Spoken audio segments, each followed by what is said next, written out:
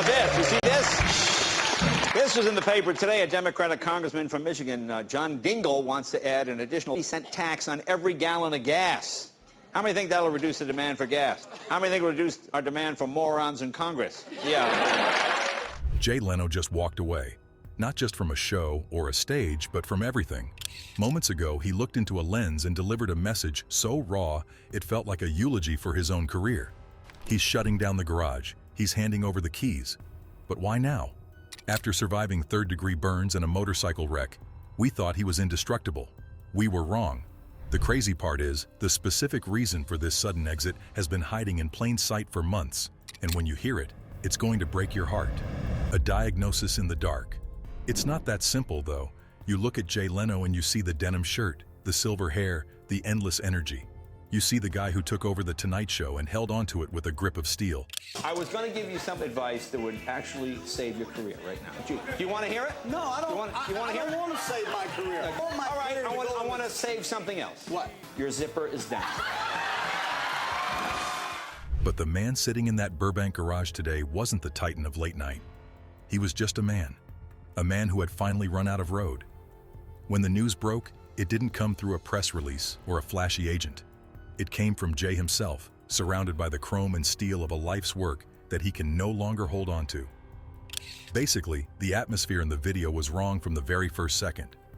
There were no jokes, there was no opening monologue. Just Jay, looking directly into the lens with eyes that looked heavier than we've ever seen them.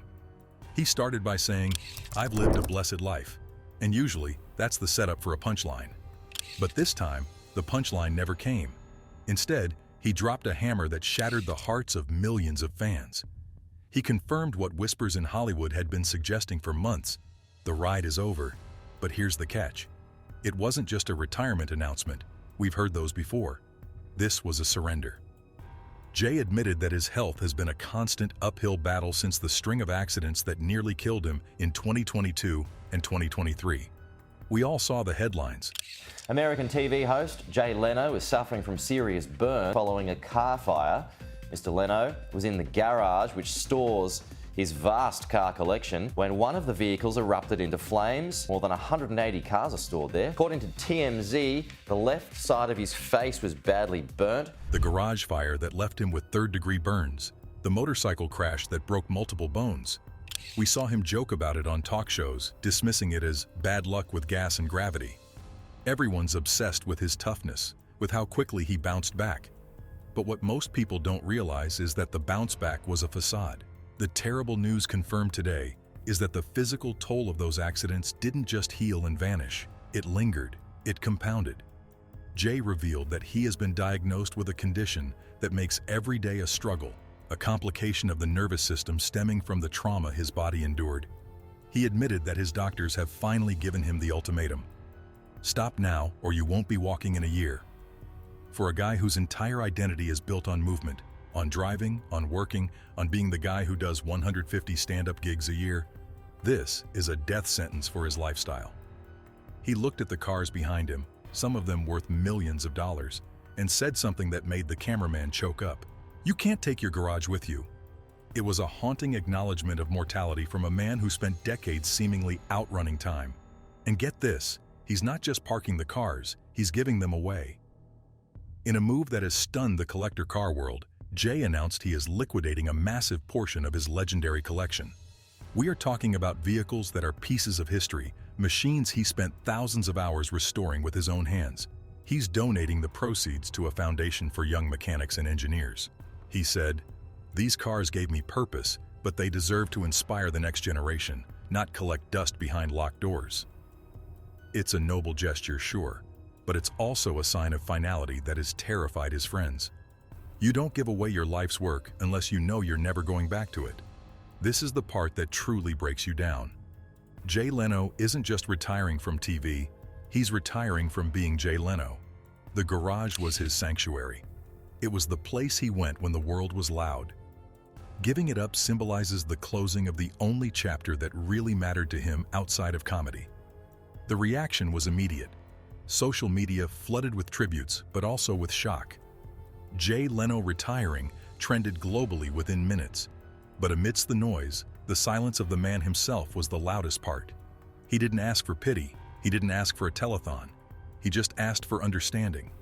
He said, "I used to think you had to keep moving or you'd fade away. Now I know stillness doesn't mean weakness. It means peace." It's a beautiful sentiment, but it hides a brutal truth. The terrible news isn't just that he's sick or injured, it's that he's done fighting. For 40 years he fought lettermen, he fought executives, he fought critics. Now, faced with a fight against his own biology, he is choosing to lay down his arms. It's a moment of profound sadness because it forces us to look at our own heroes and realize they are human. They break, they bleed, and eventually they stop. But there was one last thing he said in that broadcast. A cliffhanger that has everyone scrambling for answers. He mentioned a final project, a secret he's been working on while the world wasn't watching. He didn't give details, but the way his voice cracked when he mentioned it suggests this isn't just another show. It's something personal, something that might explain the real depth of what he's going through. The man who spent his life talking is finally asking us to listen to the silence, but what he's hiding in that silence might be the most shocking revelation of all. A warning from the wreckage. Yeah, about that resilience. We need to talk about what really happened in that garage back in 2022. The media played it off as a freak accident, and Jay played it off as a joke. But the reality was horrifying. He was underneath a 1907 steam car, a beast of a machine, working on a clogged fuel line. Gasoline sprayed across his face and chest. A spark ignited. In a split second, the comedian was engulfed in a fireball. He didn't just get singed, he suffered third-degree burns. His face was literally melting. If not for his quick-thinking friend Dave, who smothered the flames, Jay Leno would have died on that concrete floor. He spent 10 days in a burn unit, undergoing excruciating skin graft surgeries. And what did he do the moment he got out? He went to a comedy club and did a set. At the time, we cheered. "That's Jay," we said. "Nothing stops him." But looking back now, with the context of this new announcement, that wasn't resilience. It was denial.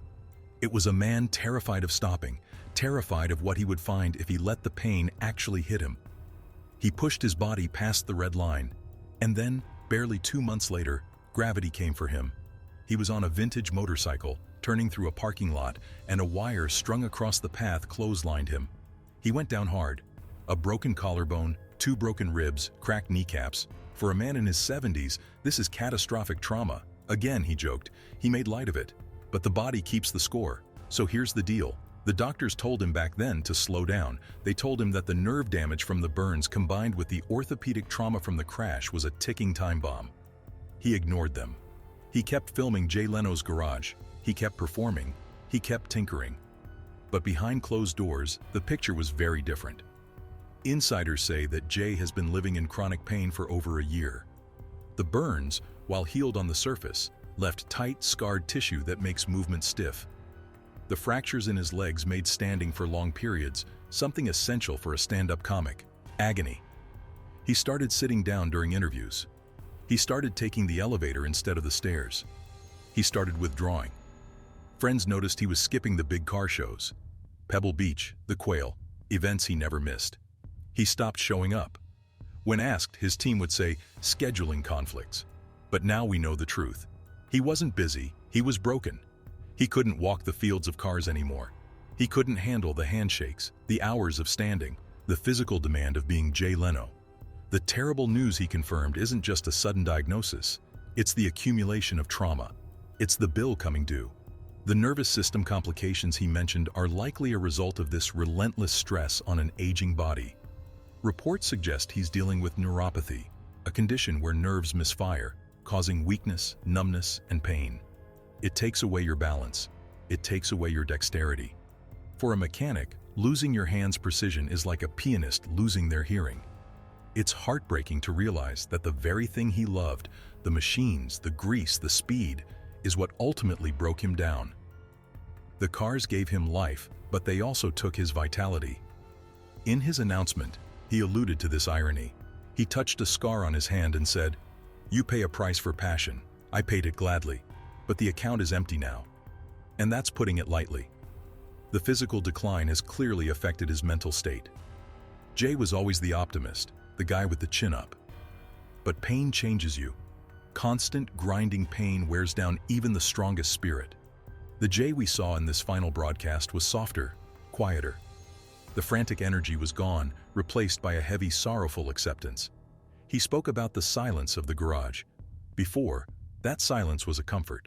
Now, it sounds like loneliness. He realized that he spent 40 years rushing from gig to gig, and in the process, he missed the signals his own body was sending him. He treated himself like one of his cars. Drive it until it breaks, then fix it. But human bodies don't have spare parts like a 1930s Duesenberg. Once they wear out, they're done. This section of the story is a warning. It's a reminder that even legends are biological. Jay thought he could outwork age and injury, but in the end, biology won. The tragedy isn't that he got hurt. It's that he didn't let himself heal because he was too busy trying to entertain us. And now, forced into a corner, he has to make a choice that goes against every fiber of his being. But if you think the physical pain is the only reason he's walking away, you're missing the most heartbreaking piece of the puzzle involving the person he loves most. Love over legacy. We have to talk about Mavis. You can't tell the story of Jay Leno without the woman who has been sitting in the passenger seat for more than 4 decades. While Jay was the face of the operation, Mavis was the heart. And recently, the news regarding Mavis has been just as heartbreaking as Jay's own physical struggles. Earlier this year, it was revealed that she has been diagnosed with advanced dementia, requiring Jay to take on a conservatorship to manage her affairs. This adds a layer of tragedy to his retirement that feels almost Shakespearean. The terrible news isn't just about Jay's burns or broken bones. It's the realization that time is running out for both of them. Jay admitted that he missed birthdays, dinners, and quiet mornings because he was too busy chasing the applause of strangers. He was working for himself when he thought he was working for us. Now, he is fighting a battle on 2 fronts: his own body's failure and the agony of watching his wife's mind slowly drift away. He is clearing the decks, selling off that massive $100 million car portfolio to simplify their life. He is trading his Ferraris for time. He is trading his legacy for love. But he isn't just fading into the dark. He's controlling the exit. Remember that final project he teased? It turns out, Jay has been filming his own goodbye. Insiders confirmed the production of a raw, unfiltered documentary titled The Last Ride. This isn't a glossy TV special. It captures the grueling physical therapy, the quiet, confused moments with Mavis, and the king of late night looking frail and human. And get this, the documentary centers around the restoration of one final car. While he's liquidating the collection to fund scholarships for trade schools, he kept one vehicle, the 1934 Ford. This is the first car he bought before he was famous, the one he slept in when he was a homeless comic. It's not about horsepower anymore, Jay said. It's about closure. He's stripping away the fame and the suits to return to the kid who just loved mechanics. So, are we witnessing a tragedy or a beautiful conclusion? Is Jay right to sell it all for love, or is he giving up too soon? It's a decision that forces us to ask, what would you trade for one more day of peace? Hit like if you'll miss the chin and subscribe for more deep dives into the stories Hollywood tries to hide. This is the end of the road.